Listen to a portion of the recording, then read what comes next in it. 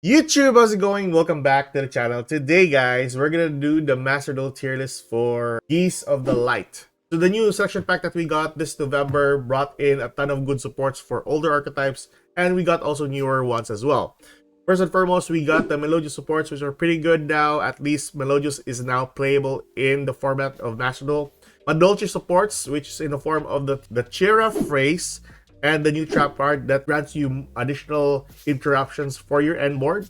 We also have the Flame Swordsman archetype, which is pretty neat. Oh yes, Shining Sarcophagus archetype as well. That it's an okay deck, I would say.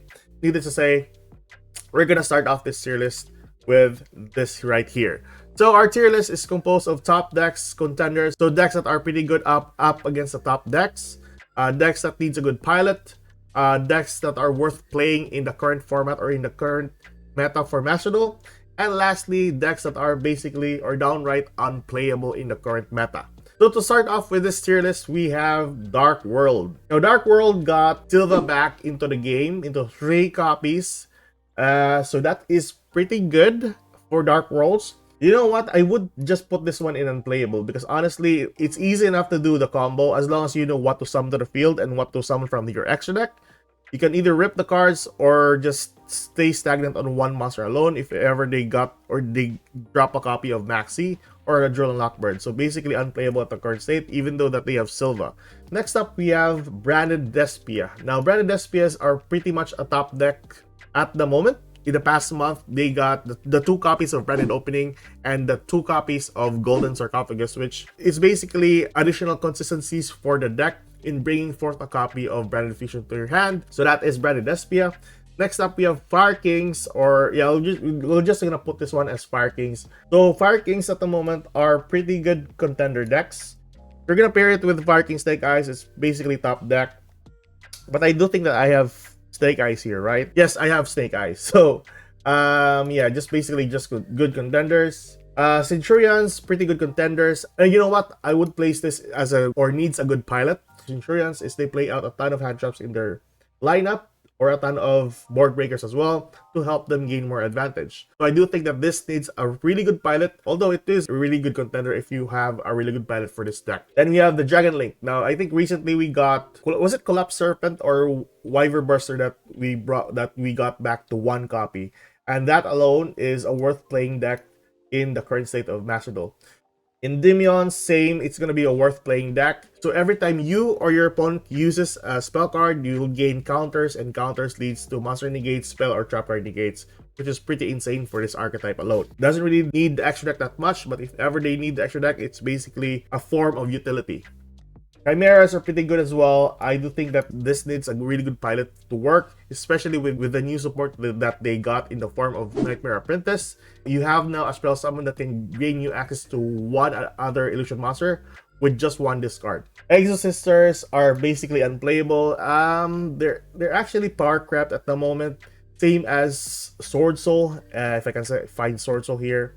Although, I would think also Sword Soul needs a good pilot for it to work in the current meta because they still have access to Protoss, and Protoss is a pretty good counter to most of the decks. But even so, it can easily be removed. Dynamorphias, a worth playing deck in the current format. Anything that goes or equals to the attack of your Dynamorphia Rex term is basically skill drained. Goblin Bikers, they're pretty much unplayable currently. And that is just because they still have 2 additional cards that hasn't been added into the game yet. If ever those 2 cards will be added into the game, I do think that they are worth playing decks in Master Duel. Same as Gold Pride, unplayable. Ice Barriers, worth playing, I would say. They can summon some Ice Barrier monsters that doesn't allow you to use spell cards or trap cards. And every time you use the effect of a card, you need to discard 1 card. Horus is a really good contender, and primarily people are just playing Horus with stun or the stun variant, which is very formidable. If your opponent tries to board wipe you, you have protection from your Sarcophagus. Infernoids, I do think Infernoids are somewhat of a worth playing deck. I don't want to play them as unplayable. Maybe I'm gonna put this one as experimental. No, it's just a worth playing deck in the current format because they have a ton of resources now and a ton of interactions from the newer cards that they got from last month. Infernobles, they have the new variant for the Infernoble and Flame Swordsman, which is pretty good. They still need a pretty good pilot for this deck to work. And the best variant for this is Mikankos and Infernoble. Luandere is unplayable. It lost its playability a couple of months ago. And then with the amount of limits to the deck, it's basically unplayable. Heroes, I do think that it needs a good pilot for this deck to work, and it's always has been. Then Flame Swordsman, the pure version for Flame Swordsman isn't half bad, I would say. It's just a worth playing deck to use. You have one pop that can burn. Also, you have a game ender. I saw a variant for the Flame Swordsman as a pure version where they run a couple of hand traps and some board breakers into the mix. Labyrinth, pretty good top deck. Still one of the most powerful decks at the moment. Kashtiras, although Kashtiras are basically nerfed a bit to the number of copies of a Kashtira monster that you have, I do think they're still pretty good as a stun variant. Then we have Madolche. Madolche needs a pretty good pilot. You can establish the original board for the Madolche, plus the 2 cards that we recently got that allows you to shuffle cards from your opponent's field. And you also have the trap card that can bounce back cards to their hand or to their extra deck. Not to mention that Madolche has also a variant that uses the Vernusylph archetype and can also summon a copy of Barrier Statue of the Drought to the field, which allows you to only spell summon Earth monsters. Pretty good strategy though, needs a good pilot though. Then we have Manadium. I would say Manadium are worth playing deck, or a worth playing deck in the format. Pendulums are pretty good. Oh, another worthwhile deck that you can play into the game. They got new supports from the Melodious, which is a pretty good or a small engine to splash into some Pendulum decks. Mathmex, pretty good still as one of the top decks. I would say Melodious needs a good pilot. The Melodious strategy allows you to gain access to one other fusion monster that interacts during the battle phase, which usually stops 10 pies at its tracks during the battle phase. Next up, we have Naturias, basically unplayable. Rikas needs a good pilot. I would say one of the best decks at the moment because of the newer supports for Ragnaraikas, very consistent. Then we have Salamangrates, another worth playing deck in the format. Resources are pretty good with this deck, and the capability of the deck to have always an advantage onto one card only is pretty insane. Runex, same as Naturias, unplayable. But if you pair it with another variant, it might be a worth playing deck. But at the moment, nah.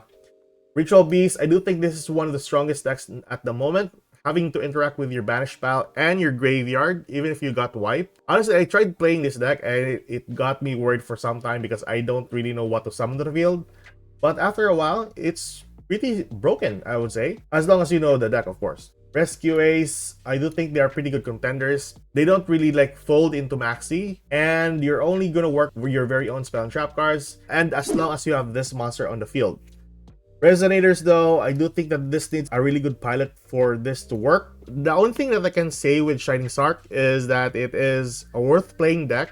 I don't think going first would be the best strategy for this deck, and going second would be another good strategy for this deck. First of all, you have like 2 or 3 cards that can gain you access to the Shining Sarcophagus, and Shining Sarcophagus is always going to be your win condition at best on the field. And at the current state for Master, there are a ton of cards that can remove Shining Sarcophagus on the field without destroying it. I'm gonna put this one as unplayable. And then we have Purities. I do think that Purities are worth playing decks in the current format.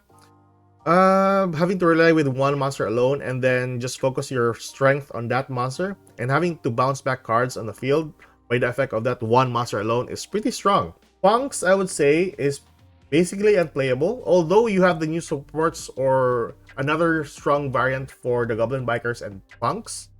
But it's not that much, to be honest. Maybe if we'll get the new Punk supports, that might differ. Pure Elements, pretty good contenders though. Even though they removed the Pillarino, they're still pretty good for a deck. So I think 2 months ago, they got the Gen and Ken, which is a pretty good addition to their lineup as well. And not to mention, they also have access to the Lightsworn monsters, which is pretty good. Super Heavy, basically unplayable. Maybe if you splash this with some other strong variants like the Sword Soul. Oh yeah, Sword Soul and then Super Heavy. That might be pretty good. I've seen a lot of variants for that one. That is one strong variant.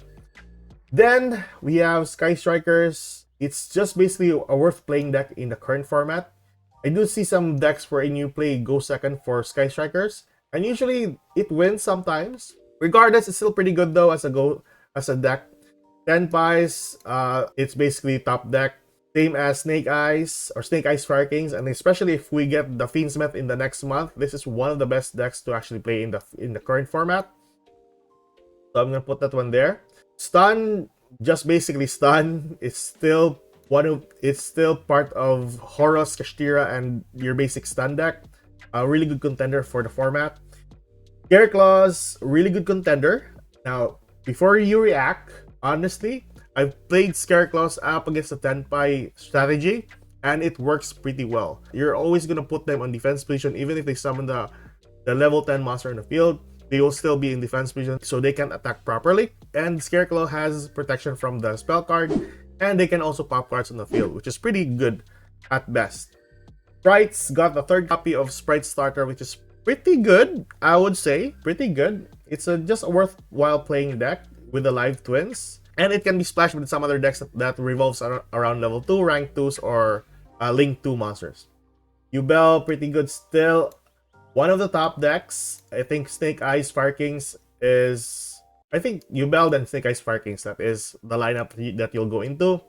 Unchained, I do think that Unchained needs a really good pilot for it to work. Kind of works the same as, I would say, Fire Kings at the moment, that if you pop, you'll just have to interact all the time. That's still pretty good for the deck. Voiceless Voice, really good contenders, I would say. I think right here. Although their board isn't that great though, but interaction and protection from targeted effects is still one of the best ways to play this deck. Vanquish Soul, worth playing deck, I would say, but you need to splash it with some other variants. I tried one variant earlier. I'm gonna post that one as a video. But yeah, worth playing deck. And you know what? I'm gonna put this one. It needs a good pilot, but you're gonna be like totally like sweating at that point on if ever that would be the case. Trap Tricks, unplayable. Honestly, we don't want to play that one. Tri Brigade, same, unplayable. Thunder Dragons, worth playing in the current format. It's not a contender though, because you're still gonna end up playing up against Yubel or Snake Eyes Fire Kings.